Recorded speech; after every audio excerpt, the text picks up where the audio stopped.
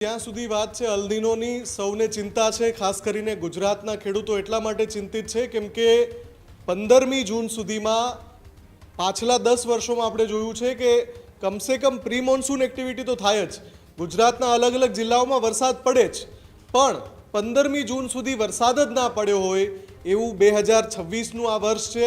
ચોમાસાની રાહ જોવાઈ રહી છે। કેરળ તો સમયસર દસ્તક દઈ દીધી ચોમાસાએ, પણ ગુજરાત સુધી ચોમાસું નથી પહોંચી રહ્યું।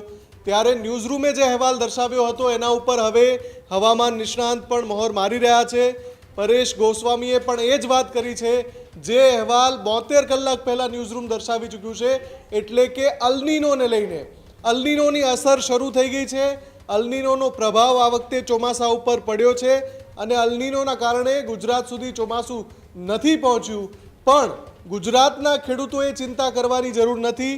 ગુજરાતમાં ચોમાસું 90થી 95% સુધી વરસી શકે છે અને આવું કારણ એટલા માટે આપ્યું છે, પરેશ ગોસ્વામીએ એ જ વાત કરી છે જે ન્યૂઝરૂમે કહી હતી કે ઇન્ડિયન ઓશન ડાયપોલ જે છે એ આશીર્વાદ સ્વરૂપ બની શકે છે અને ઇન્ડિયન ઓશન ડાયપોલના કારણે અલ્નીનોનો પ્રભાવ ભલે અત્યારે ચોમાસા ઉપર હોય પણ ગુજરાતના ખેડૂતોને કમસે કમ ચિંતા મુક્ત કરી દેશે ઇન્ડિયન ઓશન ડાયપોલ।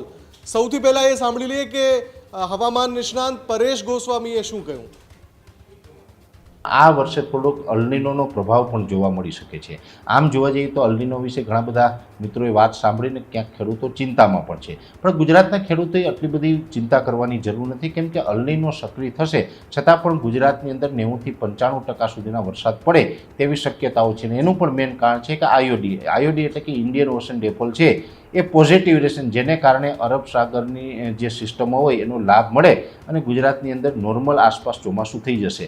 છેલ્લા 2 થી 5 વર્ષના રેકોર્ડ જોવા જઈએ તો ગુજરાતની અંદર 100 કરતાં વધારે વરસાદ પડ્યા છે, એટલે કે 100% કરતાં વધારે વરસાદનું પ્રમાણ રહ્યું છે, જેમાં 130%, 125%, 135% ખાસ કરીને ગયા વર્ષની વાત કરવા જઈએ તો ગયા વર્ષે 109% વરસાદ ઓલ ઓવર ગુજરાતની એવરેજ પ્રમાણે જોવા મળ્યો હતો। હવે આ વર્ષે અલ્નીનોને કારણે એવું પણ બનશે કે વરસાદ છે એ 109% જે ગયા વર્ષે હતો એમાં ઘટાડો થશે, એટલે લગભગ 90થી 95% સુધીનો વરસાદ થશે। જો 90% કરતાં ઓછો વરસાદ પડે તો ચોક્કસથી ખેડૂતો માટે એ ચિંતાનું કારણ કહી શકાય, પણ આ મધ્યમ વરસ રહેવાનું છે, બિલકુલ નબળું પણ નથી થવાનું અને છેલ્લા 5 વર્ષમાં પડ્યા એના એટલું સબળું પણ નથી થવાનું, મધ્યમ પ્રકારનું વરસ રહેવાનું છે।